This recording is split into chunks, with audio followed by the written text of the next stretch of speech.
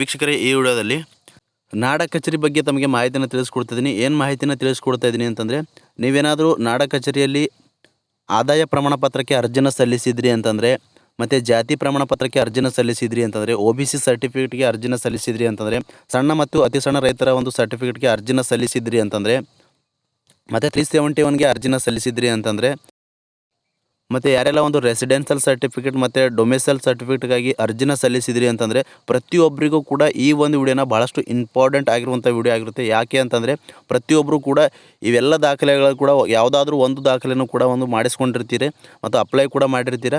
ಹೀಗಾಗಿ ಪ್ರತಿಯೊಬ್ಬರಿಗೂ ಕೂಡ ಈ ವಿಡಿಯೋ ಭಾಳಷ್ಟು ಇನ್ಫಾರ್ಮೇಟಿವ್ ಆಗಿರುತ್ತೆ. ಹೀಗಾಗಿ ಪ್ರತಿಯೊಬ್ಬರು ಕೂಡ ಕೊನೆ ತನಕ ನೋಡೋದಕ್ಕೆ ಪ್ರಯತ್ನ ಮಾಡಿ ಅಂತ ಹೇಳ್ತಾ, ಯಾಕೆ ಅಂತಂದರೆ ಈಗಾಗಲೇ ವೀಕ್ಷಕರೇ, ಈ ವಿಡಿಯೋದಲ್ಲಿ ಒಂದು ನಾಡ ಕಚೇರಿ ವೆಬ್ಸೈಟಲ್ಲಿ ನೀವೇನೆಲ್ಲ ಒಂದು ಅರ್ಜಿಗಳನ್ನು ಸಲ್ಲಿಸಿರ್ತೀರಿ, ಅರ್ಜಿಯ ಸ್ಟೇಟಸ್ ಯಾವ ರೀತಿ ಮೊಬೈಲ್ ಮುಖಾಂತರನೇ ಚೆಕ್ ಮಾಡ್ಕೊಳ್ಬೋದು. ಯಾವುದೇ ರೀತಿಯಾಗಿರ್ತಕ್ಕಂಥ ಒಂದು ನಾಡ ಕಚೇರಿಗಳಿಗೆ ಹೋಗದೆ ಅಥವಾ ಆನ್ಲೈನ್ ಸೆಂಟರ್ಗಳಿಗೆ ಹೋಗದೆ.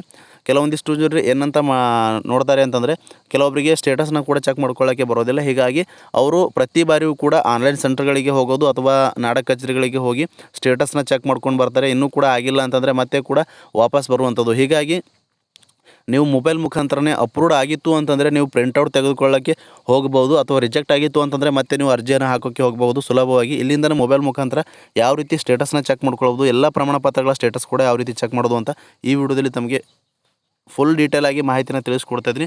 ಅದಕ್ಕೂ ಮುಂಚೆ ಇನ್ನೂ ಯಾರು ವಿಡಿಯೋಗೆ ಲೈಕ್ ಮಾಡಿಲ್ವೋ, ಪ್ರತಿಯೊಬ್ಬರು ಕೂಡ ವಿಡಿಯೋ ನೋಡುವಂಥ ಪ್ರತಿಯೊಬ್ಬರು ಕೂಡ ವಿಡಿಯೋಗೆ ಲೈಕ್ ಮಾಡಿ.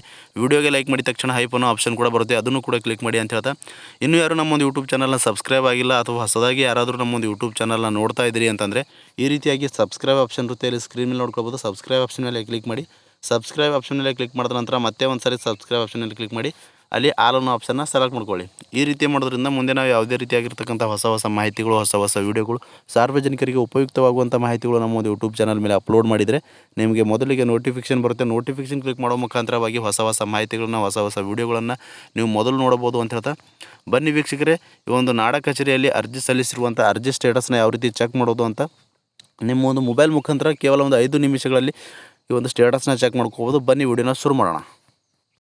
ಅದು ನೀವು ನಾಡ ಕಚೇರಿಯಲ್ಲಿ ಆದಾಯ ಪ್ರಮಾಣ ಪತ್ರಕ್ಕೆ ಅರ್ಜಿನ ಸಲ್ಲಿಸಿರ್ಬೋದು, ಜಾತಿ ಪ್ರಮಾಣ ಪತ್ರಕ್ಕೆ ಅರ್ಜಿನ ಸಲ್ಲಿಸಿರ್ಬೋದು, OBC ಸರ್ಟಿಫಿಕೇಟ್ಗೆ ಅರ್ಜಿನ ಸಲ್ಲಿಸಿರ್ಬೋದು, 371J ಕೂಡ ಅರ್ಜಿನ ಸಲ್ಲಿಸಿರ್ಬೋದು, ಮತ್ತು ಡೊಮೆಸೈಲ್ ಸರ್ಟಿಫಿಕೇಟ್ ಕೂಡ ಅರ್ಜಿನ ಸಲ್ಲಿಸಿರ್ಬೋದು, ಮತ್ತು ರೆಸಿಡೆನ್ಷಿಯಲ್ ಸರ್ಟಿಫಿಕೇಟ್ ಕೂಡ ಅರ್ಜಿನ ಸಲ್ಲಿಸಿರ್ಬೋದು.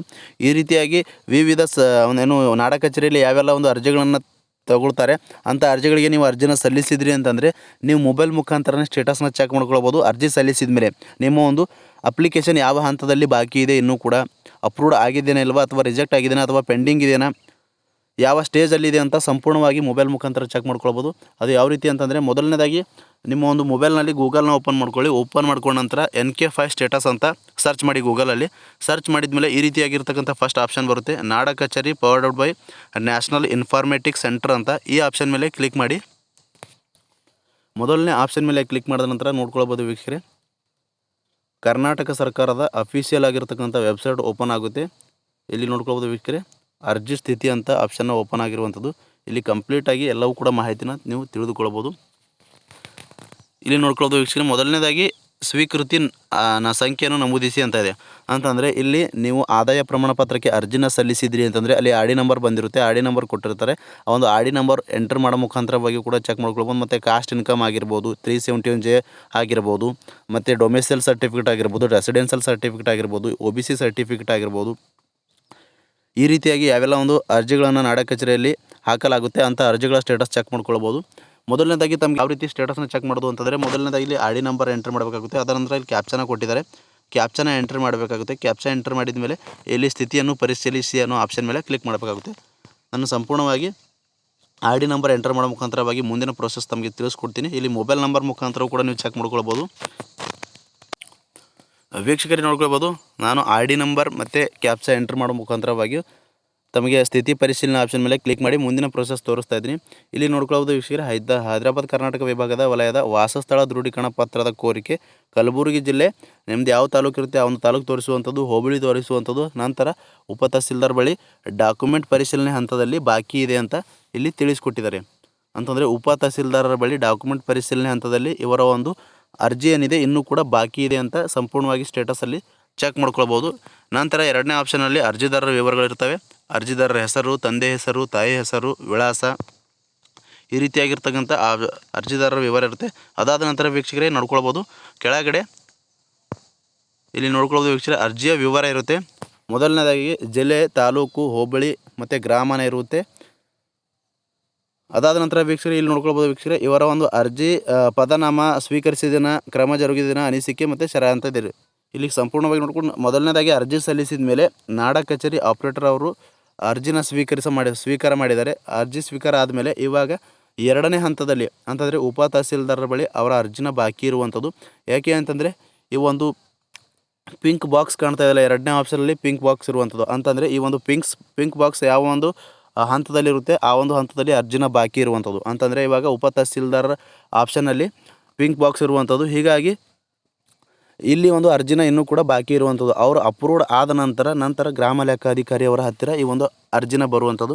ಅದಾದ ನಂತರ ರಾಜಸ್ವ ನಿರೀಕ್ಷಕರ ಬಳಿ ಈ ಒಂದು ಅರ್ಜಿನ ಬರುವಂಥದ್ದು. ಯಾಕೆ ಅಂತಂದರೆ ಅವರು ಅಪ್ರೂವ್ಡ್ ಮಾಡಿದ್ರು ಅಂತಂದರೆ ಮತ್ತೆ ರಾಜಸ್ವ ನಿರೀಕ್ಷಕರ ಬಳಿ ಈ ಒಂದು ಅಪ್ಲಿಕೇಶನ್ ಬರುತ್ತೆ. ಅದಾದ ನಂತರ ರಾಜಸ್ವ ನಿರೀಕ್ಷಕರು ಅಪ್ರೂವ್ಡ್ ಮಾಡಿದ್ರು ಅಂತಂದರೆ ವಿಷಯ ನಿರ್ವಾಹಕರ ಬಳಿ ಈ ಒಂದು ಅರ್ಜಿನ ಬರುವಂಥದ್ದು. ಅದಾದ ನಂತರ ವಿಷಯ ನಿರ್ವಾಹಕರು ಅಪ್ರೂವ್ಡ್ ಮಾಡಿದ್ರು ಅಂತಂದರೆ ತಹಸೀಲ್ದಾರ್ ಅವರ ಲಾಗಿನ್ಗೆ ಬರುವಂಥದ್ದು.